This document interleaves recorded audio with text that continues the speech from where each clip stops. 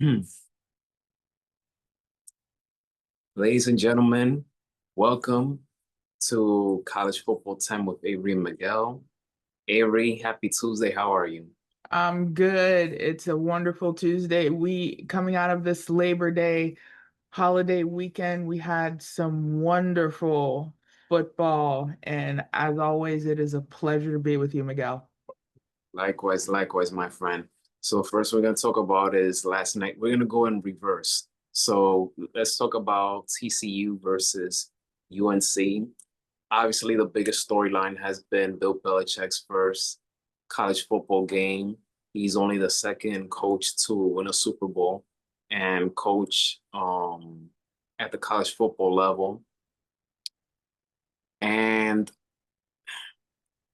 I'm shaking my head not because of the result, but because of the exaggeration after the result. You have some people saying, oh, he's already tainted. This is not going to work. Guys, this is just week one. This is just week one. And they did start off the game, very well, scoring. They put up the boards first. I feel that after that pick six by Bud Clark, you could sense that the whole momentum shifted. You could feel it in the crowd. It felt like a pin drop with that pick six, which that turned into a 17-7 game, and then which was like less than 4 minutes left to go in the second quarter, but then it ended by halftime 20-7. And then from there, it was just a bloodbath. You come out of the third quarter with Kavorian Barnes with that big 75-yard rushing touchdown. He's a senior. And I gotta say this before I give it to you, Avery. TCU, they have a lot of experience, they have a lot of veterans in that team, and they feel disrespected. You could say they feel disrespected because the entire storyline was Bill Belichick, Bill Belichick, Bill Belichick, UNC, expectations, etc. That nobody said anything about TCU. And so you could say that this was more like of a statement game for TCU. And they just completely picked them apart offensively and defensively. All right. There's more I gotta say, but I'm gonna let you take it from there. Your thoughts, your reaction. You're exactly right. And it's almost like in a weird way, and you know how I feel about like Coach Deion Sanders. This is kind of like in a way kind of a parallel to it. When Deion Sanders got to Colorado, you had all these people that were going to the game, showing up in support. With Bill Belichick, it was really the same thing. And in a way, it wasn't like people he knew. These were alumni of the school. If you were watching that game, if you saw any highlights of the game, check on social media. Probably some of the greatest professional athletes to come out of North Carolina went to support him.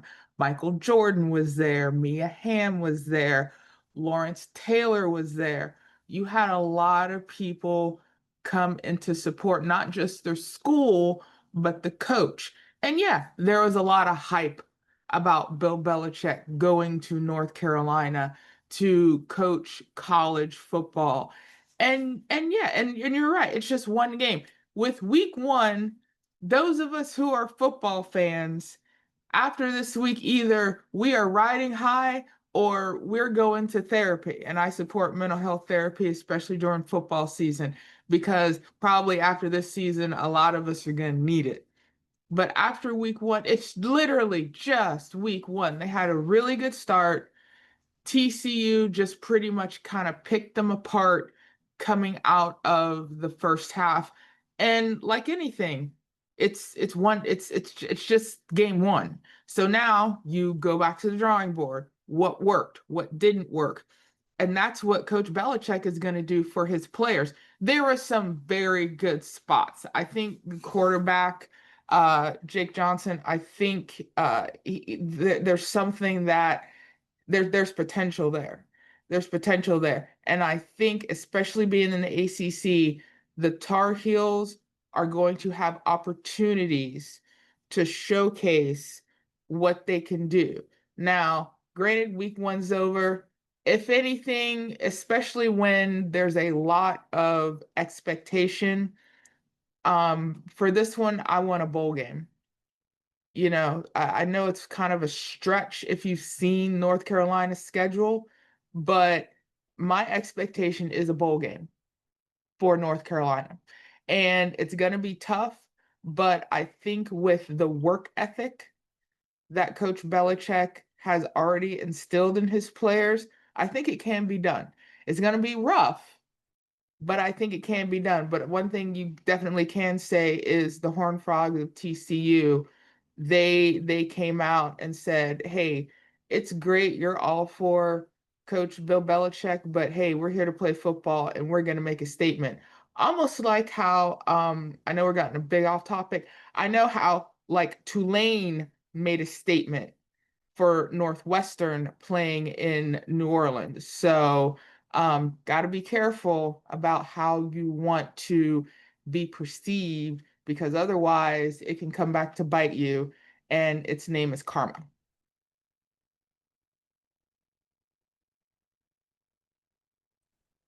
The Tar Heels, they gave up 2 defensive touchdowns. They had 3 turnovers in general.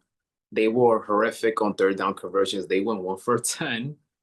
Um, TCU over 500 total yards, something that's never happened in the years that Bill Belichick has coached a team. And if you look at his resume, every debut, it basically ended with a loss. Obviously, this one is the worst one of them all, but he's been there. You gotta go through the rain before you see the sun. That's just how Absolutely. life works. But but I want to give a quick shout out to Kevorian Barnes. He had a great day for TCU, 11 carries, 113 yards. TCU's defense in general, I give them a lot of credit. Yeah, absolutely. Um, I want to mention this person because it's a unbelievable story that I just learned about it today, and that is the Tar Heels backup quarterback, Max Johnson. He overcame a horrific injury, and Yes. for him to be there for his teammates, rally them, taking advantage of the opportunity because Gio Lopez went down. We don't know the Yeah. severity of his injury, Yeah. but Max Johnson's story is flat out sensational. And that's Jake Johnson's brother. And that's Jake Johnson's brother. And they completed a touchdown pass. So absolutely, because his injury was on the lines of, oh my goodness, what was his name? Alex, the Redskins quarterback, or like Joe Theismann's injury years and years ago. Oof. There was the possibility that they were going to take his leg. There was a possibility that they were going to amputate his leg. But yeah, you have those bright spots, and sometimes those bright spots can work out to the benefit because even if you have like a just horrendous loss, that's fuel for the fire. That's fuel to encourage, motivate your players. And like I said, this is just week one. Let's just see how it works. Yes, and I do expect North Carolina to at least be eligible for a bowl game. I want that for them, even though I'm a Tar Heels fan from a college basketball standpoint. But I would like to see that for college football for this program. And the way the schedule is set out, just like you said, I expect that for them. Now, let me go to my favorite team, the Miami Hurricanes. Avery, I am so happy that the game lived up to our expectation. And our scores, we were close. We were there. We were right Oh there. yeah. Oh yeah. So, Miami Hurricanes, one of the things that we constantly talked about last year, all of us last year, and even this offseason, was their defense. They had a great offensive lineman, Cam Ward, #1 overall pick. Offense was there, but the defense was very abysmal. And Miami Hurricanes, they put in work this offseason with the transfer portal, with the recruiting, and focusing on the defense. And the defense, they were impressive against Notre Dame, a very good Notre Dame team who just finished coming off the national championship. However, they still need to clean up something that I saw last year, and I saw it in this game. And Mario Cristobal, please, please, please take this very seriously. Don't give up leads in the fourth quarter. Miami Hurricanes had a 10-point lead. Notre Dame, they crawled back, tied it up. And thank God, for our kicker for, giving us that 47-yard game-winning field goal. But stop giving up leads in the fourth quarter. It was so like, ugh. But I'm glad the Miami Hurricanes, they got the week 1 win against a very good Notre Dame team.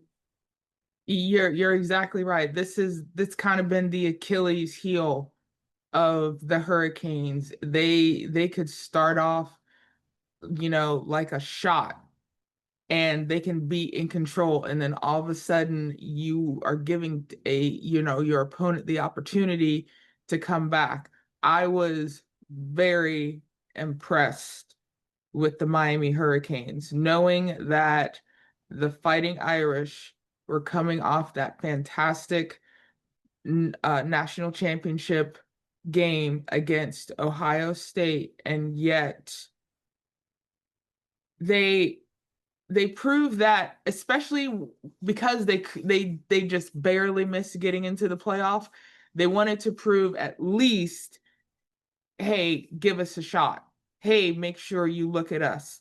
And, people were kind of doing the throwback of the Catholics versus the convents game, many years ago, for nostalgia reasons, for those of us that grew up watching college football, that's quite, interesting. But in this case, the Hurricanes showed their defense is impressive right now. But now they need to play like I always say, it's 4 quarters.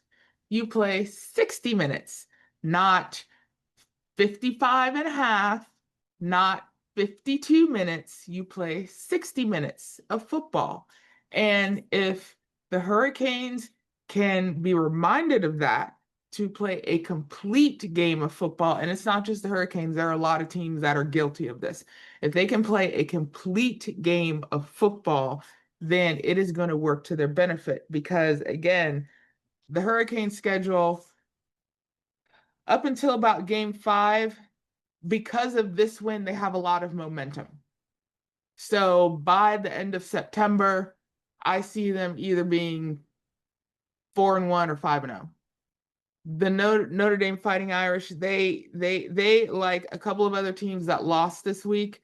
Now it's really an uphill climb for the rest of their season. And I know we mentioned this, at least I mentioned this before. Notre Dame, in a couple years, you're going to be begging for a conference. And their games this season could be detrimental to them instead of helpful to them. So Notre Dame has to go back to the drawing board. They need to see what is going to work for them. And knowing that the Hurricanes took them out week 1, but there is a bright spot. They know they can come from behind if their back's against the wall. But now it's more of, you need to come out, you need to strike fast, you need to strike hot, and you need to play, again, a complete game. Yes, Miami's defense did save the day. Salute to Ruben Bain Jr. He had an interception. He stepped up big time. Carlson Beck, impressive debut. He made no mistakes whatsoever. So he has a lot to prove, and he knows that he's not getting the respect that he's looking for, but he knows he has something. He has a lot to prove this year. He wants to stay healthy. He wants to be his ultimate best self. And so, hopefully he continues going that route. What else? I feel like oh, yes, I got to say this. Notre Dame's head coach, Coach Freeman, he's hard not to like. He's just hard not to like. I like that guy so much. If I'm a player, if I'm a football player, listen, there's so many good coaches today. Yes. But Coach Freeman, as of right now, top 5, I'll ride with him. Oh yeah. I'll ride with him. Oh yeah. And I think we kind of mentioned this in the past couple of years.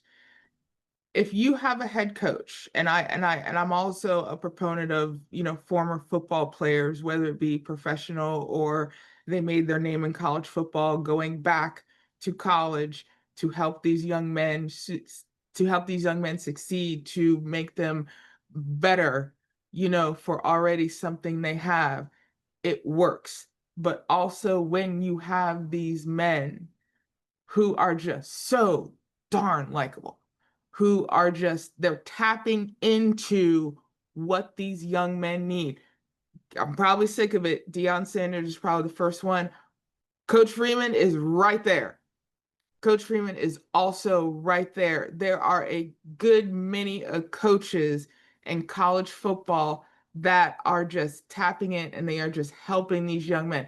Boise State head coach, I know they lost, week one, but their head coach is another individual that is tapping into and helping these young men, not just on the football field, but off, as well as, and one of your favorites, I know, Arizona State's head coach. There's another one that they're tapping in, and not only that, they're just likable. And if your players are giving you the most highest of accolades, knowing that they are being better, then you're doing your job. Then you're doing your job. Of course, you want to win. Of course, you want titles. Of course, you want championships.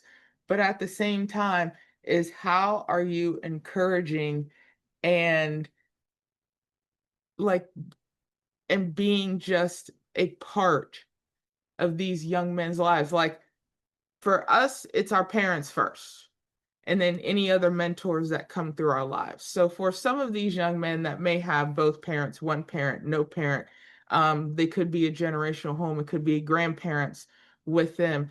These head coaches are also making the leap to say, hey, things can be going great at home, things cannot be going great at home, but also know you also have someone here to listen to you if it doesn't have to be a part of football. And you're absolutely right. There's, we call the ride or die. I'm like, so and so's like a ride or die, or our teams are a ride or die. You're absolutely right. Coach Freeman's there. Coach Freeman's there. Easily a top three. Easily. If you haven't, Avery, I recommend it. As a matter of fact, I'm gonna share with you the link. It's like a 10-minute video from Sports Illustrated on the YouTube channel, and it's basically a one-on-one conversation, like going over tapes and stuff like that. But it's Coach Freeman talking about not only about his team, but also it goes about his family and the dynamics and relationship between him and his wife and his kids. So I'm gonna share with you that link. I think you Yes, enjoy it a please. lot.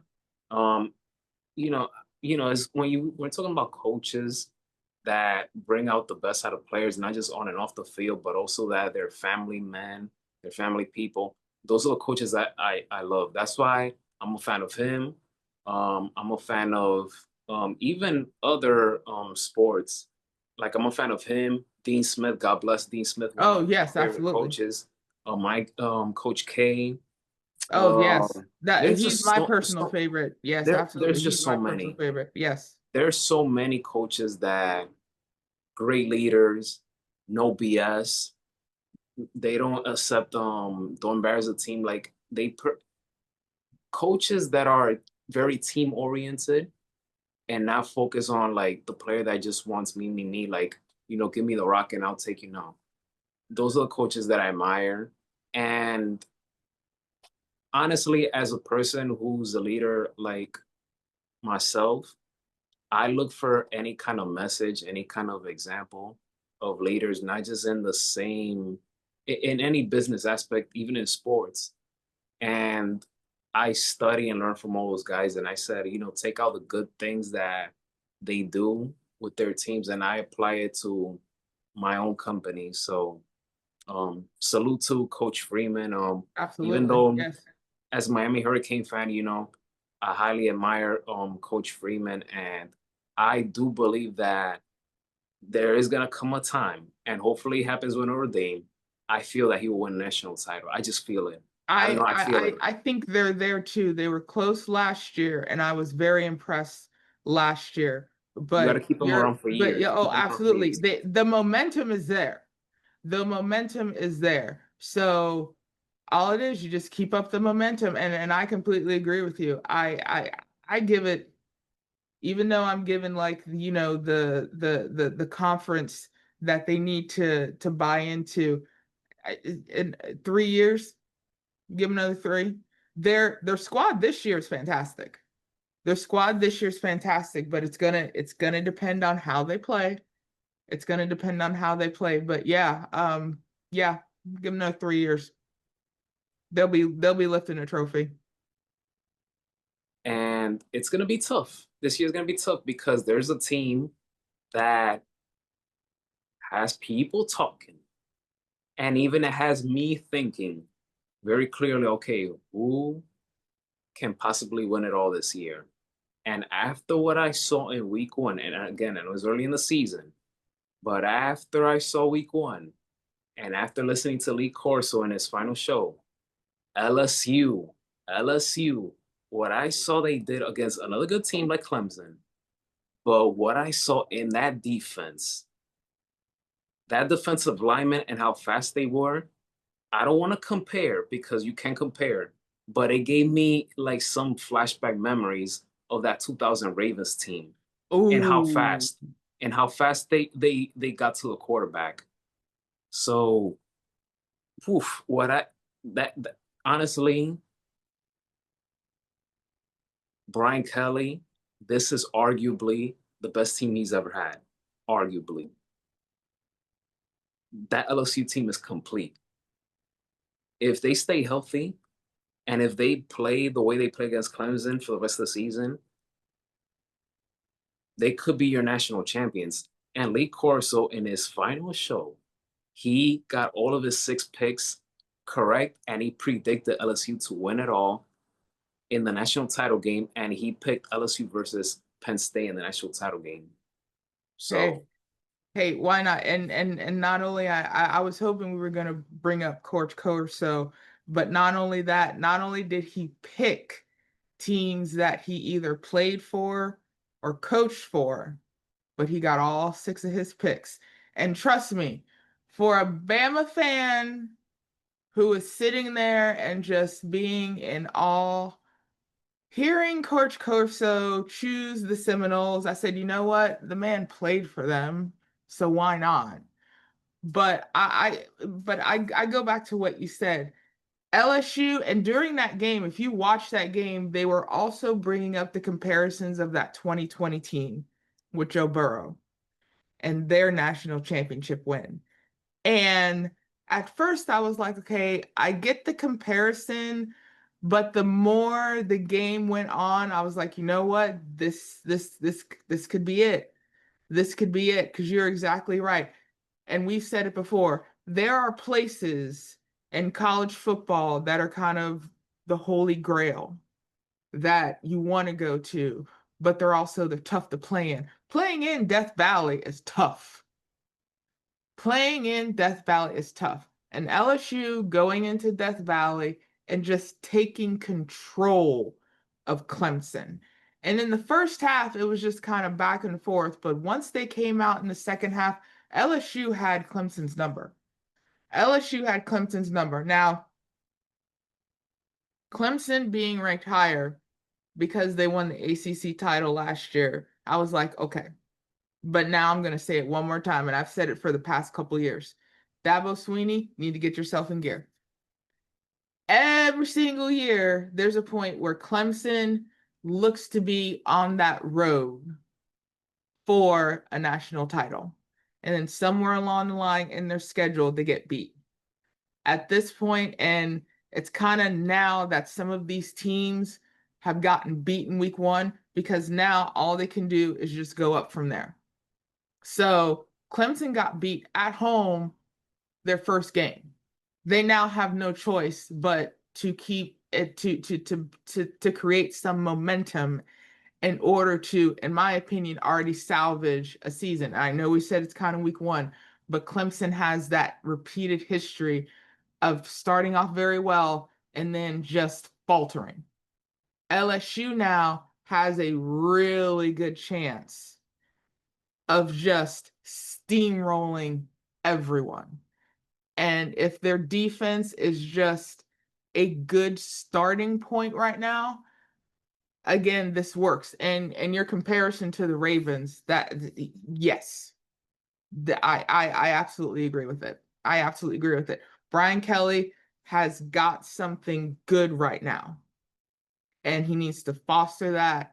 And especially playing in the conference that LSU does, this could work to their benefit because their schedule is pretty above average that LSU needs to take control. But LSU upset Clemson in Death Valley. Oh yeah. If that's not a momentum grabber for the Tigers, the LSU Tigers, oh yeah, absolutely. And last but not least, Avery, Texas versus Ohio State. I mean, both teams are exceptionally good, very good defensive game. I really enjoy watching both teams playing great defense. And Matt Patricia, listen, we got to say this. There's just certain guys that they fit better in a certain position. Matt Patricia is a magician when it comes to defensive coordinator. Head coaching might not work for him. It definitely didn't work for him when he was with the Detroit Lions. But as a defensive coordinator, he is a magician. Ohio State, national defending champions, they lost a lot of guys to the draft. They got a new quarterback. They got new coordinators. And to have the kind of performance that they did against Texas Longhorns is flat out sensational. But Matt Patricia, he he made Arch Manning and the offensive linemen lives miserable. And yes, it's week one. And again, I hate when people go over the top in week one for the negative reasons. Positive reasons, yeah, but when it comes to the negative reasons after one game, it's just whatever. But I'm not even going to go into detail about that. All I can say is that Arch Manning, because of his family background, I like his professionalism. Because of the examples he got from his uncles, from his father, from his grandfather, I like his poise and his professionalism when it comes to speaking with the media. And he made no excuses. He took full responsibility for the way he performed. And instead of just focusing all on him and, oh, look, there's a reason why he didn't start. This is his third year, and there's a reason why things are not panning out for him. They feel like that he's being pampered, that things are giving it to him. But I also gotta look at Coach. I can pronounce. Sarkisian. Yeah, Texas's coach. It's one of those last names I always have trouble. Yeah, so I was like, I'll leave that for Avery. Yes, I'll leave that, and I'll get better with that. But I feel that for a guy that has such a talented team, he has talented quarterbacks. I feel that at some point in the game, he doesn't utilize it in a very strategic way. So there were certain possessions where I feel like that he could, as a coach, he could have executed better, especially in the second half. Even though the second half, especially in the fourth quarter, you saw the strides, but you got to do that for the entire game. So, but again, this game was all about Ohio State's defense. Their defense was the MVP of this game. And the Longhorns defense also played well, but this was more about Ohio State's defense. And Arch Manning, he's going to be fine. In my opinion, he's going to be fine. It's still a long season. But I'm very impressed with what I saw Ohio State because, again, this was a team that they lost a lot of key players and team person. They lost a lot, but what they gained was flat out sensational. And the way they performed against a very good team against Texas Longhorns, salute to them. Yeah, you're absolutely correct. And they knew they needed to start off the season very well. And not only was it, a win at home, but also we said it. If Ohio State's defense can rattle Archie Manning, then they're going to control the game and they're going to show. Because we thought this game, each team was going to be in the 20s. No, this game was like, what was it? It was 17-7. That ended up being the final score. So a very defensive game, and I completely agree with you. Yeah, Patricia being defensive coordinator, that's his wheelhouse. That is his wheelhouse.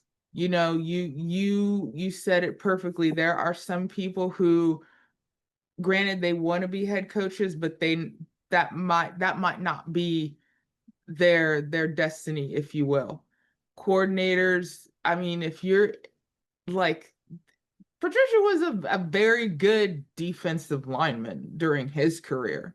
And like I said, former players going into coaching and tapping into how these young men work and utilize and play the game, that is working to their benefit. So Matt Patricia is in line right now for probably being the best defensive coordinator in college football. And how the Buckeyes, they just picked apart the Longhorns, and they definitely picked apart Manning. They definitely picked apart Manning, but like anything, it is just one game. You saw how that defense worked against the Longhorn offense. So now Longhorns are going to go back. They're going to take a look at what worked, what didn't, and they're going to fix it. They're going to go back to the drawing board. They're going to see, okay, what misses did we make or what did we not see? It's going to be fine.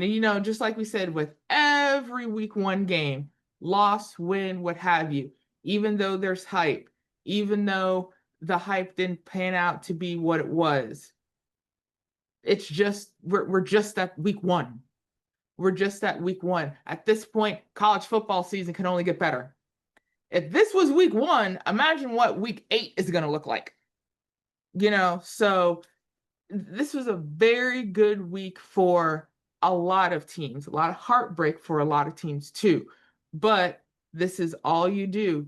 You get back in the training room, you get back in that classroom of college football, you listen to your head coaches, you get back in the weight room, you see how everything's working, but you also don't sit on the fact that, oh, we won, no big deal. No, you keep working. That's the whole point. And soon, as this season continues, we are going to see some upsets. We're going to see some surprises. And possibly we're going to see some teams that are just going to take control and see how it pans out when it comes to the playoff. So for week one, it was an amazing week. It was an absolutely amazing week for college football, starting on Thursday and ending last night. This was a fantastic week for football. So we've said it every year. It can only get better now.